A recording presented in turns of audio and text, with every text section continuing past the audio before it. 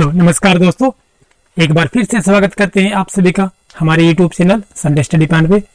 हम आपके लिए लेकर आए रिसर्च एप्टीट्यूड या शोध अभिवृत्ति से संबंधित महत्वपूर्ण प्रश्न है जो आपकी परीक्षा मई 2021 में होने वाली है, उस परीक्षा के लिए है। तो दोस्तों, हमारी इससे अलावा हमारी काफ़ी अन्य वीडियोज अपलोड हो चुकी हैं। यदि वे नहीं देखी हैं तो आप उन्हें नीचे डिस्क्रिप्शन में आपको लिंक मिल जाएगा या फिर आप चैनल के प्लेलिस्ट में जाकर वहाँ से हमारी अन्य वीडियोज देख सकते हैं। तो चलिए दोस्तों, हम आज के हमारे पहले प्रश्न पे चलते हैं। आज का हमारा पहला प्रश्न आपके स्क्रीन पर आ गया है। अनुदैर्घ्य उपागम का संबंध है, ये किससे है? अनुदैर्घ्य उपागम का संबंध दीर्घकालिक अनुसंधान से, अनुप्रस्थ अनुसंधान से या क्षैतिज अनुसंधान से या उपरोक्त में से किसी से नहीं। इसमें सही सटीक आंसर हमारा क्या हो जाएगा? सभी आंसर दें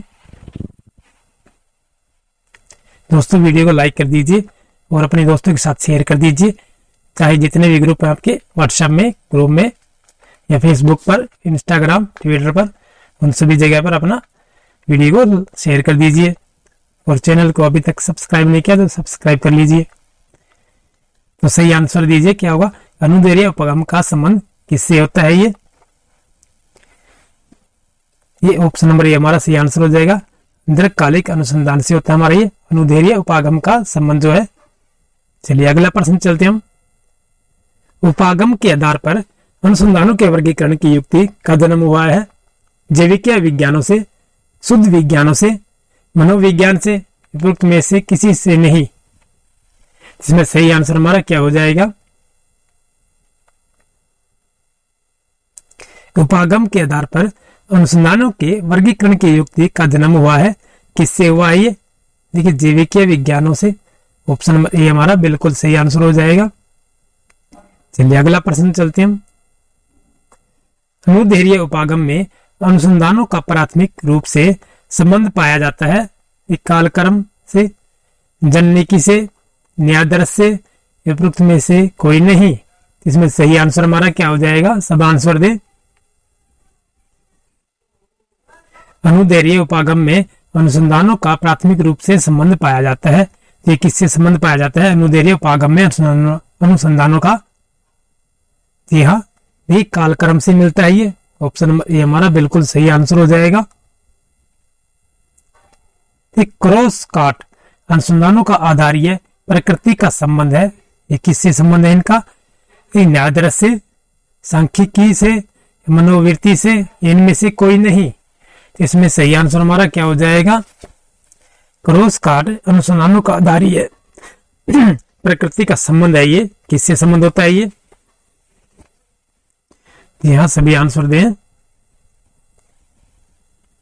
क्रॉस काट अनुसंधानों का आधारीय प्रकृति का संबंध है, ये न्यायादर्श से होता है। ये ऑप्शन नंबर ए हमारा बिल्कुल सही आंसर हो जाएगा। दोस्तों, परीक्षाएं जो हमारी बिल्कुल ही नजदीक आ गई हैं, तो अपनी तैयारी बेहतर से बनाते रहिए और दिन रात अपनी पढ़ाई में ध्यान रखिए। इधर उधर की बातों पर ध्यान मत दीजिएगा। जी हाँ, ये अनुदैर्घ्य उपागम एवं क्रॉस काट उपागम में एक अंतर है। क्या ये कौन सा अंतर होता है? अनुदैर्घ्य में एक ही प्रयोज्य समूह दीर्घकाल तक बना रहता है, जबकि क्रॉस काट में न्यायादर्श द्वारा चयन करके तत्काल प्रदत्त एकत्रित कर लिए जाते हैं। अनुदैर्घ्य में अनुसंधानकर्ता को अत्यधिक धैर्य से काम करना होता है, किंतु क्रॉस काट में नहीं। अनुदैर्घ्य अध्ययन विशिष्ट व्यक्तियों के विशिष्ट परिस्थितियों में किए जाते हैं, जबकि क्रॉस काट में ऐसा नहीं होता है। उपरोक्त सभी अंतर सही है। ये क्रॉस है दोस्तों, यहाँ पर ध्यान रखिएगा। ये क्रॉस काट किया गया, कहीं कहीं मिस्टेक हो रही है, कोई ज्यादा बड़ी प्रॉब्लम नहीं है। तो अनुदैर्घ्य उपागम एवं क्रॉस काट उपागम में एक अंतर है। ये कौन सा अंतर होता है? ये उपरोक्त सभी अंतर सही है हमारे। ये किसी प्रकार कोई अंतर नहीं होता है। तो ऑप्शन नंबर डी हमारा बिल्कुल सही आंसर हो जाएगा। तुलनात्मक विधि का प्रयोग किया जाता है अध्ययन में। देखिए, अध्ययन में किया जाता है क्या? सामाजिक समस्याओं के या राजनीतिक समस्याओं के या आर्थिक समस्याओं के, या उपरोक्त सभी में। यहाँ कौन सा है? देखिए, इनमें सही आंसर हमारा क्या हो जाएगा? तुलनात्मक विधि का जो प्रयोग किया जाता है अध्ययन में। कौन से अध्ययन में किया जाता है? सामाजिक समस्याओं के अध्ययन में, राजनीतिक समस्याओं के अध्ययन में या आर्थिक समस्याओं के अध्ययन में जो तुलनात्मक विधि का प्रयोग किया जाता है तो इसमें सही आंसर हमारा क्या हो जाएगा, तो ऑप्शन नंबर डी हो जाएगा हमारा। सभी में किया जाता है कि सामाजिक समस्याओं के अध्ययन में किया जाता है, राजनीतिक समस्याओं के अध्ययन में भी और आर्थिक समस्याओं के अध्ययन में भी तुलनात्मक विधि का प्रयोग। चलिए अगला प्रश्न हमारा है 211 प्रश्न नंबर होगा हमारा।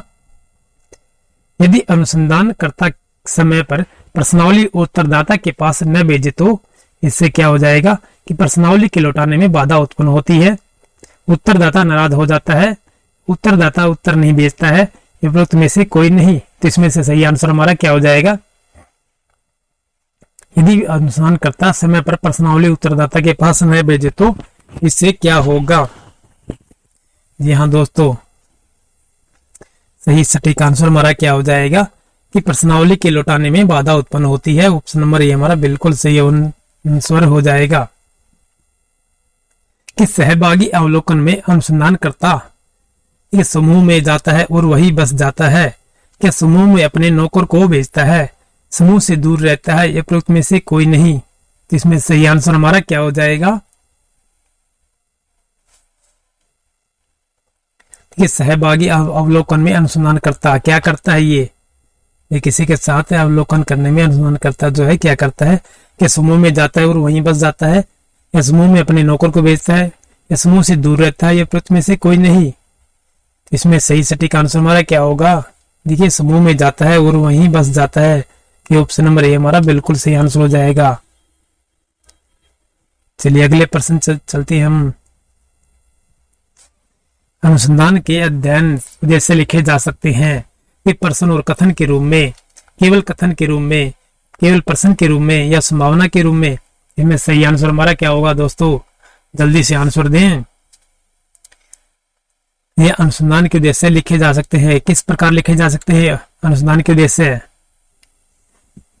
देखिए प्रश्न और कथन के रूप में लिखे जा सकते हैं, ये केवल कथन के रूप में भी लिखे जा सकते हैं, और केवल प्रश्न के रूप में भी, और संभावना के रूप में भी। तो इनमें से क्या होगा दोस्तों, सही आंसर हमारा क्या हो जाएगा, देखिए संभावना के रूप में लिखे जा सकते हैं।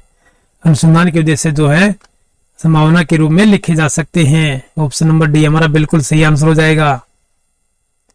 चलिए अगले प्रश्न चलते हैं हम। एक अच्छे अनुसंधानकर्ता को क्या करना चाहिए, देखिए अपने उद्देश्यों से मेल खाने वाली आधार सामग्री एकत्रित करनी चाहिए, तब तक विभिन्न प्रकार की सूचना एकत्रित करनी चाहिए जब तक परिकल्पनाएं सही पाई जाए, उसके प्रयोजन की पूर्ति करने वाली आधार सामग्री एकत्रित करनी चाहिए, ये पुस्तक में से कोई नहीं। इसमें से सही आंसर हमारा क्या हो जाएगा, यहाँ सभी आंसर दें कि एक अच्छे अनुसंधानकर्ता को क्या करना चाहिए क्या नहीं करना चाहिए, ये पूछा गया है। जैसे आप किसी प्रकार का एक अनुसंधान करते हैं तो आपको क्या करना चाहिए, अपने उद्देश्यों से मेल खाने वाली आधार सामग्री एकत्रित कर लेनी चाहिए। ऑप्शन नंबर ए हमारा बिल्कुल सही आंसर हो जाएगा। चलिए अगला प्रश्न चलते हैं हम। निम्न में से कौन आधार सामग्री का प्राथमिक स्रोत है, कि रीति रिवाज की मौखिक प्रमाणिकता, या सरकारी रिकॉर्ड जैसे सरकारी डॉक्यूमेंट, सामाजिक राजनीतिक संस्थाओं द्वारा सुरक्षित की गई सूचनाएं, या निजी रिकॉर्ड पत्र, डायरियां, आत्मकथाएं, विरासत का घोषणा पत्र, ये उपरोक्त में सभी। तो इसमें से सही आंसर हमारा क्या हो जाएगा, देखिए निम्न में से कौन आधार सामग्री का प्राथमिक स्रोत है, ये प्राथमिक स्रोत पूछा गया है, ध्यान यहाँ रखिएगा। यहाँ निम्न में से कौन आधार सामग्री का है ना, कि प्राथमिक स्रोत पूछा गया है, तो वो कौन सा होगा हमारा, ये उपरोक्त में सभी हो जाएंगे हमारे। ऑप्शन नंबर डी हमारा बिल्कुल सही आंसर हो जाएगा। कि रीति रिवाज की मौखिक प्रमाणिकता भी होनी चाहिए, सरकारी रिकॉर्ड जैसे सरकारी डॉक्यूमेंट, सामाजिक राजनीतिक संस्थाओं द्वारा सुरक्षित की गई सूचनाएं, फिर निजी रिकॉर्ड पत्र, डायरिया, आत्मकथाएं, विरासत का घोषणा पत्र, ये सभी आधार सामग्री का प्राथमिक स्रोत है। तो ऑप्शन नंबर डी हमारा बिल्कुल सही आंसर हो जाएगा। तो दोस्तों ये हमारी छोटी सी वीडियो थी, वीडियो पसंद आई तो वीडियो को लाइक कर दीजिए, और चैनल पर नए हैं चैनल को सब्सक्राइब कर लीजिए। और हमारी अन्य वीडियो देखने के लिए नीचे आपको डिस्क्रिप्शन में लिंक मिल जाएगा, या फिर आप हमारे चैनल के प्ले लिस्ट में जाकर वहां से आपको कई प्ले लिस्ट मिल जाएंगे जो आपकी परीक्षाओं के लिए बहुत ही महत्वपूर्ण है सभी विषयों पर, तो आप वहां से उन्हें देख सकते हैं। चलिए फिर मिलते हैं नेक्स्ट वीडियो में, तब तक के लिए जय हिंद।